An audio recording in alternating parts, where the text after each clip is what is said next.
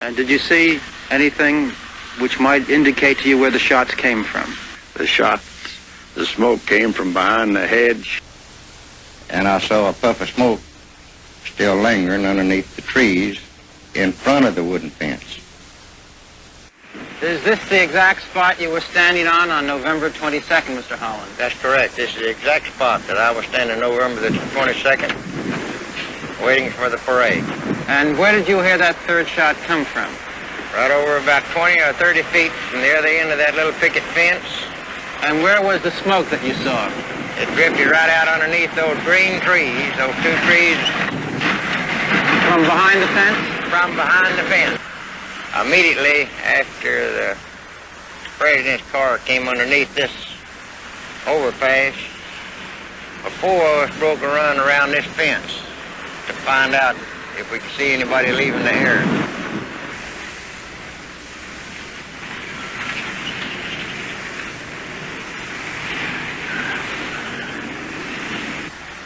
Jumped this steam line, this pipe. One man right behind me jumped, and another one jumped right on top of him. Fell on top of him? Fell on top of him. We were jumping over the bumpers, over the hood of the cars to work our way to the spot that we saw the smoke and heard the shot. Then we came up to the wooden fence. Mr. Holland, did you remain behind here for a while when the police officers were searching the area? Approximately 15 minutes before I had to go back to my office. There was about 40 or 50 people around here searching. And what did you find here? A lot of footprints behind this car, mud on the bumpers. And I looked around to see if I could find some empty shells or any evidence of a shot being fired and the bullet shell rejected from the gun. And this is where I saw the smoke from the third shot. The Warren Commission published just a very small portion of your testimony and used your testimony as proof that no shots could have come from behind the fence. Did they accurately and fairly use your testimony? They are wrong, because my testimony, and I made it very clear, that there was a fourth shot fired, and one of those shots came from behind that picket fence.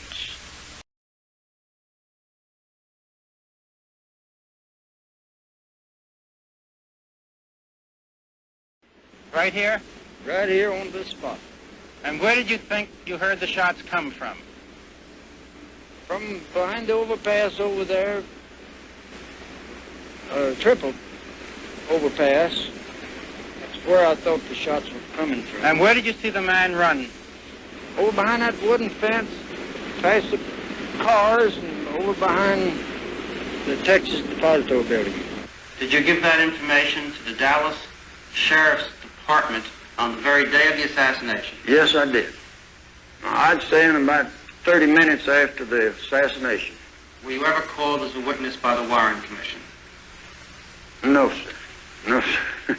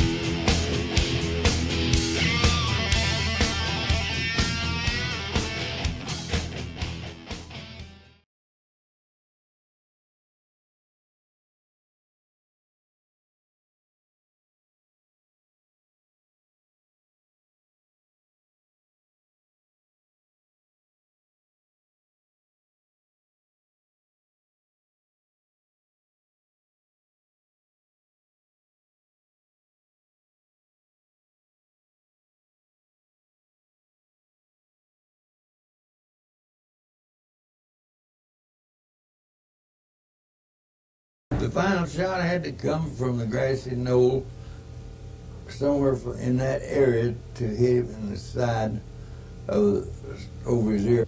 There was at least one shot came from that direction, and it took the top of his head off and blew his brains out and backwards. And I would swear that over my mother's grave to this day. From the results of what I saw, his head exploding, absolutely it exploded.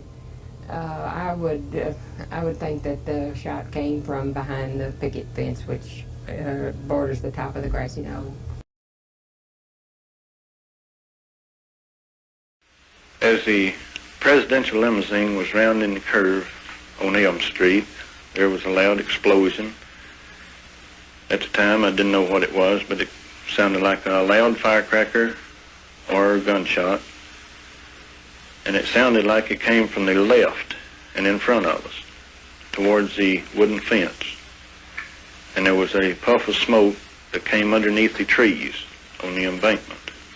I was talking with a patrolman Foster at the time, and as soon as we heard the shots, we ran around to the wooden fence.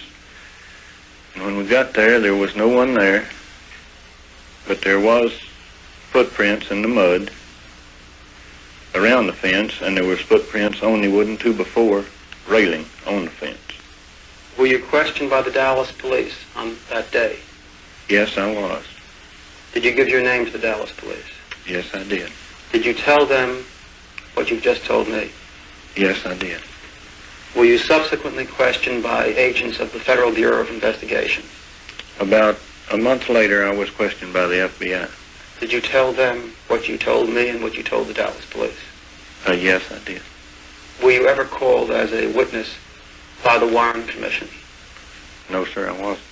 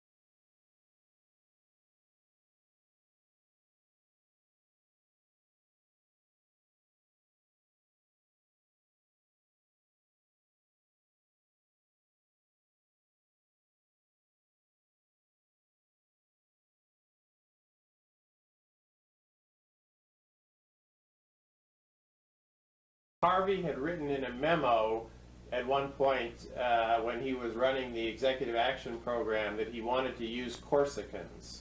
Yeah, wanted to use what? Corsicans. Yeah. As hitmen. Do you think it's possible that when he was in Rome that he might have recruited a Corsican assassin to kill Kennedy? Yes.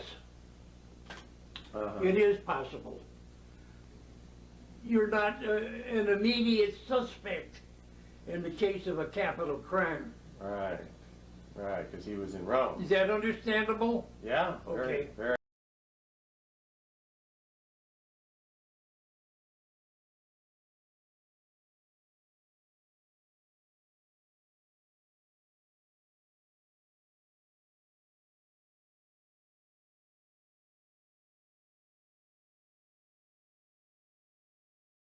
Was known simply as the Babushka Lady. I had President Kennedy right in my zoom lens. You know, I could see Connally anytime. He's a Texan, right? Appreciate him, love him, he's great, but I wanted to see the president. In the carnival atmosphere surrounding the motorcade, there was no indication of the danger lurking seconds away in Ely Plaza. When I first heard a noise, I was not aware that that was a shot being fired, and maybe perhaps that's why I continued to film, because I thought it was a backfire or a firecracker. I mean, I wasn't used to being around guns. I did not realize that those were shots until I saw in the frame of my camera President Kennedy's head come off, the back of his head. Then I realized that that was a shot. I don't know how many I heard. I know where I thought the shots came from. Was the picket fence area around that large tree somewhere on the other side of those steps, but in the picket fence area. There was a figure there and there was smoke there. I will always believe that the man that shot President Kennedy was standing somewhere in the picket fence area. After the assassination, Beverly was contacted at work by FBI agents who took her undeveloped film and promised to return it within 10 days. She has not seen it since. From the position that I was filming, I had the best shot of the assassination, and probably the only one that had a real good shot of the grassy knoll. And probably would be a lot of unanswered questions answered if my film could be found.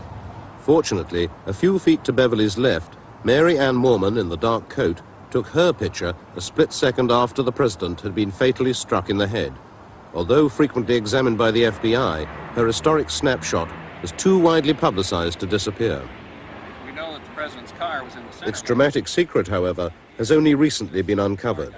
After 5 years of intensive study of the Moorman picture by two researchers in Texas, Jack White and Gary Mack, there is at last convincing evidence of a gunman up on the grassy knoll. Here is the guy that we call Badge Man, and it appears to me that from our study of it, his waist is right at the top of the wooden fence. Gary Mack was the first to isolate the image, now known as Badge Man. What I was looking at, to a lot of people, might have just been like looking at an ink blot or something. And all of a sudden, I started to see eyes and ears and forehead and hair. And little by little, the pieces of this image started to make sense to me. And that's when I first called Jack. And with his photographic work doing the blow-ups, we could see more and more and more detail. And at one point, we realized that this fellow was probably wearing a police uniform, or some type of uniform that was close enough to what the Dallas police were wearing, so that he could pass as a police officer. And in 1963, Gordon Arnold was a 22-year-old serviceman, just out of training camp and en route to a posting in Alaska. This is his first film interview. On that particular morning, what happened was I came downtown and I thought there was going to be a parade. So what I did was I parked my vehicle back here in this parking lot, and I intentionally walked to this particular corner because I wanted to take pictures of the parade off of the railroad bridge. Well, this is about as far as I got, because what happened is when I got my leg to about this position, a man came around the corner off the bridge, had a suit on, and he turned around and he told me that I wasn't going to be there. And I guess I was younger and more spunky at that time, because I told him, you and who else is going to keep me off the bridge? And he pulled out an identification card and he said, I'm with the CIA. And I said, well, that's enough muscle. I'll leave. So I turned around and brought my leg back over like this. I walked down the fence line here about halfway, and I was looking over the fence to see if I could get a good shot of the parade. And he come back up and he told me, he says, "I told you to get out of this area." And I said, "Okay." So I walked the complete length of the fence, got around on the other side. That's when I started to line up my frame so that I could take the picture of the parade. I had been panning shots through here so that I could get whatever was going to come down the street. And I saw that it was the President of the United States. And as I was panning down this direction, just as I got to about this position, a shot come right past my left ear. And that meant it would have had to come from this direction. And that's when I fell down. And to me, it seemed like a second shot was at least fired over my head. There's a bunch of report going on in this particular area at that time. And what happened was that while I was laying on the ground, it seemed like a gentleman came from this particular direction. And I thought it was a police officer because he had a uniform of a police officer. But he didn't wear a hat, and he had dirty hands. But it didn't really matter much at that time because with him crying like he was, and with him shaking when he had the weapon in his hand, I think I'd have gave him almost anything except the camera because that was my mother's. And literally what the man did was kick me and asked me if I was taking a picture. I told him that I was. And when I looked at the weapon, it was about that big around, and I decided I'd let him go ahead and have the film.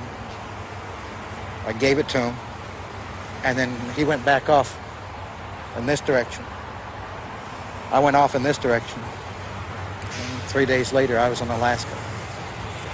And I didn't come back to the United States for about 18 months. This colorized version of the Badgeman picture was shown to Gordon Arnold for the first time. He has always believed there was no proof of his presence on the knoll that day. Looks like a soldier in summer uniform with an overseas cap on. It looks like it would have been my uniform. And it looks like there's a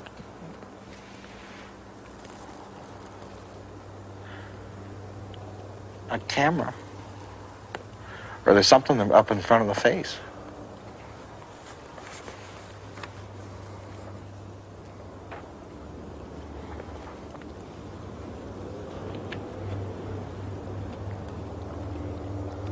It looks like a white spot. If it's a flash, it would be like off of a muzzle flash. This looks like a police officer because that would be the badge. That would be the arm emblem. Would this fella back here be the railroad man I asked you about this morning? Because when I was walking to the site, and I had never told anybody that I had, when we were out there filming, it reminded me that there was a railroad worker just standing out there by the railroad tracks. But it looks like somebody's taking a picture. Yeah, I couldn't figure out why would I be standing crooked until I flipped that up, and if that's a muzzle blast or flash, then whoever's standing there would have been a fool to stand up straight. He'd been trying to get away from harm's way is what it boils down to. And that could very well be me.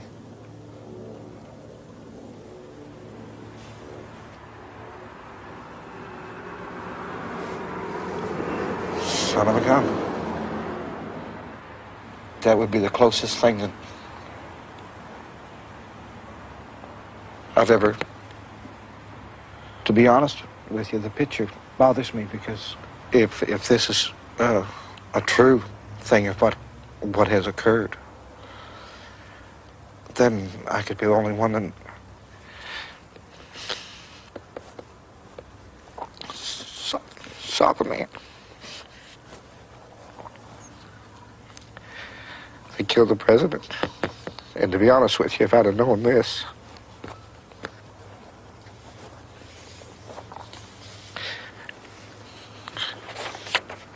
when they give the interview.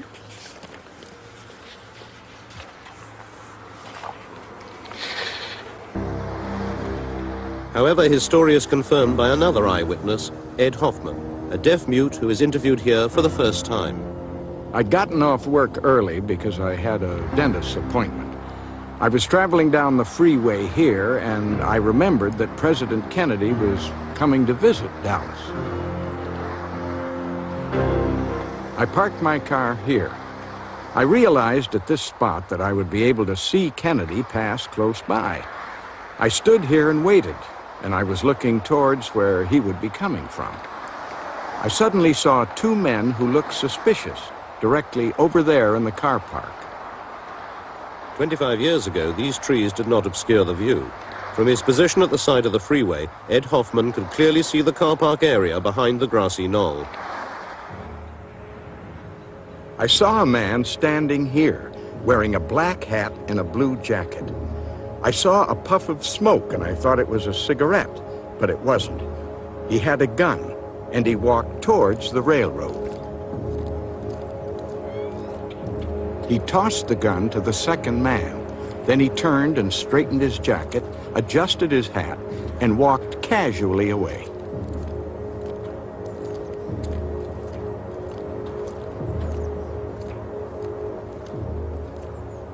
The man with the striped shirt, the railroad shirt, walked over to the electrical box with the gun.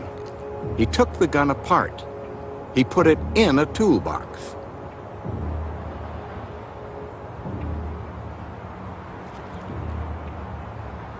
He then walked slowly away in the direction of the railroad track.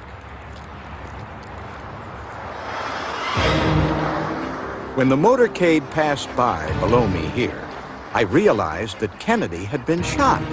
I was horrified.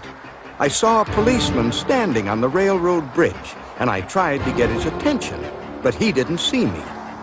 So I got in my car and drove to the area where I had seen the two men. But there were so many people there, and I couldn't find them. I went to the FBI to tell them what I had seen. They didn't want me to say anything. They offered me money to keep quiet. They didn't understand that it was more important for me to tell them what I'd seen. It was hard for me to communicate with them. I do feel that the two men I saw were working together, and that the one with the gun behind the fence was the man who shot President Kennedy. Writer Steve Ravel's lone pursuit of Kennedy's killers began 4 years ago. His first breakthrough came when he was given the name of a French drug smuggler in prison in the United States, who, it was rumored, had some first-hand knowledge of the president's assassination. The initial turning point was the first meeting that I had with the French narcotics trafficker at Leavenworth Penitentiary. His name was Christian David. He had been a member of the old French Connection heroin network. He had then been a leader of the Corsican drug trafficking network in South America, known as the Latin Connection. And he had also been an intelligence agent for a number of intelligence services around the world. In exchange for my help in finding him an attorney to represent him against the possibility of his deportation to France after he finished his sentence at Leavenworth, he agreed to give me a certain amount of information concerning the assassination based upon his own knowledge. The first thing that he told me, very reluctantly, and only after 4 or 5 hours of my arguing with him, was that he was aware that there had been a conspiracy to murder the president, and indeed in May or June of 1963 in Marseille, he had been offered the contract to kill President Kennedy. That was the initial breakthrough, if you will. He was eventually deported to France. I remained in contact with him. I went to Paris to interview him in 2 prisons in Paris.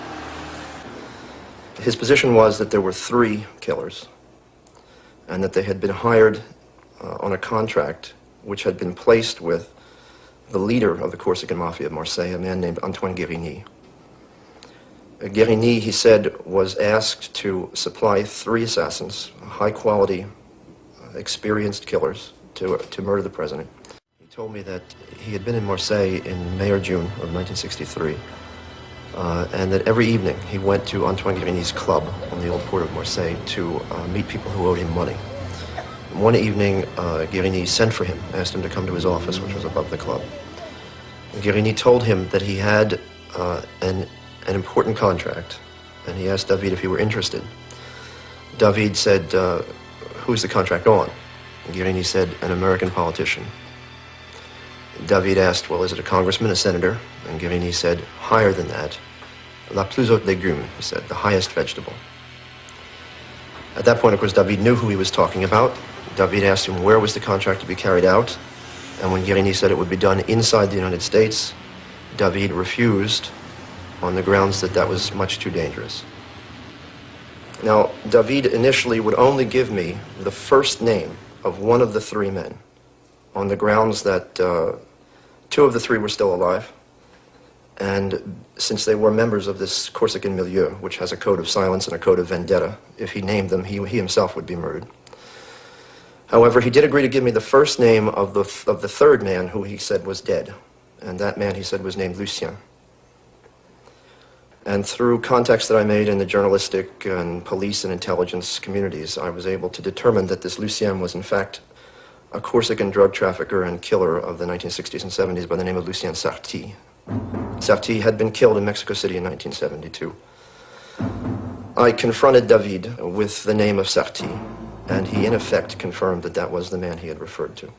He was an extremely reckless, very daring man, known and despised even by his colleagues for taking enormous chances.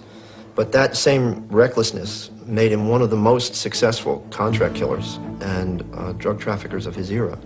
Having identified Sarti, Christian David, fearing for his life, refused to name the other two assassins recruited to kill Kennedy. Nonetheless, in successive interviews, he slowly began to reveal how the contract, placed here in Marseille, had been carried out. In the fall of 1963, the three killers were flown from Marseille to Mexico City, where they spent some 3 or 4 weeks at the house of a contact in Mexico City. He said that they were then driven from Mexico City to the U.S. border at Brownsville, Texas. They crossed the border using Italian passports.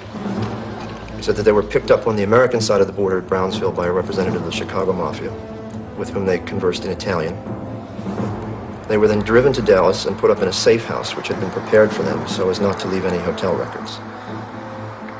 He said that they spent several days taking photographs of Dealey Plaza, and in the evenings at the safe house they studied the photographs and they arranged what he called a crossfire with 3 guns. On the question of the actual murder, he was reasonably specific that 2 of the assassins were in buildings behind the president's limousine. He did not know which buildings. However, he did specify that one was high and one was low. In fact, he said presque sur l'horizontale, almost on the horizontal. And he went on to add, you can't understand the wounds unless you understand that one of the men was almost on the horizontal. Now, in a separate conversation with David, I asked him, based upon what I knew about Sarti's penchant for changing his appearance, whether Sarti had ever said anything to him about having worn a disguise. And David said, what do you mean by a disguise? I asked him, did Sarti ever indicate that he wore clothing other than he normally would have worn? And David thought about it for a moment and said, he wore a uniform. I asked him what kind of uniform, and he refused to answer. But he did add that on jobs like this, they were always in disguise. He said if, for example, there were a military post nearby, they would dress in military uniforms. He said that there were 4 shots. The first shot was fired from the rear, struck the president in the back. The second shot was also fired from the rear, and as David said, hit the other man in the car. The third shot was fired by Sarti from the front, struck the president in the head. And the 4th shot was fired from the rear and missed the automobile entirely. So his scenario, as he claims to have learned it from the gunman, was 3 guns, 4 shots, 3 hits, 1 miss. He also added at one point that 2 of the shots were fired almost simultaneously. He said that in the moment of panic, which always follows an incident of this kind, they were able to get away from Dealey Plaza and go back to the safe house. Now, he made the specific point that the worst thing that you can do at a moment like that is to try to escape. And so they stayed in their safe house for some 10 days until things quieted down sufficiently, and then they were flown by a private plane from Dallas to Montreal. He said that the people who met them in Montreal were established contacts who were used to moving people in and out of the country, and that from Montreal they returned to Marseille. And I asked him, was there anybody in the world who could substantiate this story? And it was at that point, after thinking about it for a minute, that he advised me to go and look for a man named Michel. Michel Nicolai could have been anywhere in the world. A former narcotics trafficker turned government informant, he had become a United States federally protected witness and had officially disappeared. In June of 1986, I, almost by accident, found the one person in the U.S. government who knew where he was, who was a very high official of the Drug Enforcement Administration. In the course of 3 subsequent conversations, among other things, Michel confirmed that Lucien Sarti was one of the 3 killers. The final pieces of the puzzle were falling into place. From the lips of Michel Nicolai, Steve now had the names of the other 2 assassins. At that point, I then went back to David. I gave him all 3 names, and in effect, he confirmed them. When I showed David an aerial photograph of Dealey Plaza, the first thing he said was, "Show me where the railroad bridge is." I pointed out the bridge over Elm Street, and he said that was where Sarti wanted to be. But on the morning of the assassination, the bridge was guarded, and he was forced, as he said, to move on to the little hill with the wooden fence. He took up a position from behind the wooden fence from which he fired 1 shot, and David specified that he used an explosive bullet. Now, he said that Sarti was the only one who used that kind of ammunition, a remark which he refused to explain and which I didn't understand at the time, until I put the question to Michel. When I asked Michel if it were true that Sarti had used an exploding bullet, Michel sighed and said, yes, that was what I had heard. Yes, it's Lucien Sarti. Me too. I sometimes carried them with me, but I didn't use them. What was the advantage of having bullets like that? Well, it makes a larger hole in the body. And when the bullet flattens out, there aren't any traces, no marks, nothing. On the question of payment, Michel agreed with David that the assassins had been paid in heroin, and he went a bit farther. In my first conversation with him, he indicated that although he did not know it at the time, it was he who converted the heroin payment into cash for the assassins. He indicated, at least initially, that the 3 men had appeared at his apartment in Buenos Aires in the months following the assassination with, as he put it, a substantial quantity of heroin. He was surprised because, to his knowledge, it was the first time that any of the 3 of them had dealt in heroin. But given his reputation for not asking embarrassing questions, he simply agreed to convert the heroin into cash for them. Did they ever give you any indication about who was behind this contract? No, they didn't talk to me about that. It was Christian David who told me that it was someone in the mafia, but I don't know who it was. But it was known more or less generally in this circle of Frenchmen in South America that it was the mafia that was behind it. Yes. My own conviction at this point is that the contract probably originated with Carlos Marcello of New Orleans, who placed it in Marseille through his colleague Santos Traficante Jr., who had the closest relations with Antoine Guérini. Beyond that, it seems reasonable that Giancana of Chicago was involved, if we accept David and Michel's idea that the assassins were met at the border by representatives of the Chicago Mafia. And the fact that Sarti's customers were primarily in New York, and the fact that the assassins evidently moved out of the United States through the Montreal corridor, which was very closely linked to the New York Mafia, also suggests that Gambino may have been involved. In your view, why would they go so far to find assassins for such a job? In my opinion, to obliterate any traces. Yes, it's more difficult to find foreign killers. The Mafia had to hire white men for the job, since it was to take place in the American South, which meant that they could not go to the other two centers where one found assassins at that time, namely Beirut and Hong Kong. Secondly, they needed highly experienced, skilled assassins. Thirdly, they needed assassins who, if they were caught, could not directly be tied to the American Mafia, and also who were not known to the American police. And fourthly, once again, if they were caught, assassins who could be counted on not to talk. When someone has a contract to kill someone, he's not rubbing out the name, he's rubbing out the person. You just have to kill him, that's all. And according to who it is, you get paid more. According to who it is, and that's all. But after all, it was the President of the United States they were talking about. If they did it, it's because they didn't give a damn. There are people like David who refused to do it. There were others who didn't refuse. But Sarti, would he have been capable of that? Oh, yes. As a killer, he's capable of anything. It's not a question of sentiment. No sentiment with him. And to my enormous relief, Michel repeated essentially the same story he had told me in front of the DEA official. An official of the FBI then interviewed Michel Nicolai and indicated that he was persuaded by Nicolai's statement. I assumed at that point that given the testimony by credible witnesses, the government would then move toward the indictment and the arrest of the people who had been named. So far as I can tell, since then nothing has happened. Subsequent to that, I was able to learn from Christian David and other sources that the man who was in charge of the logistics and the organization of this plot was another Marseille gangster, a very important figure, was based here in Marseille for many years, named Paul Mondoloni, who was for many years the liaison between the Guerinis at their headquarters here on the Old Port and the U.S. Mafia, specifically Centros Traficanti. They established that liaison in Havana when Mondoloni ran the Corsican casinos there, and it was sustained later when the Corsicans were thrown out by Castro and they were forced to move to Montreal and establish a heroin smuggling outpost there. Mondoloni would have been the ideal person to have organized and carried out this plot.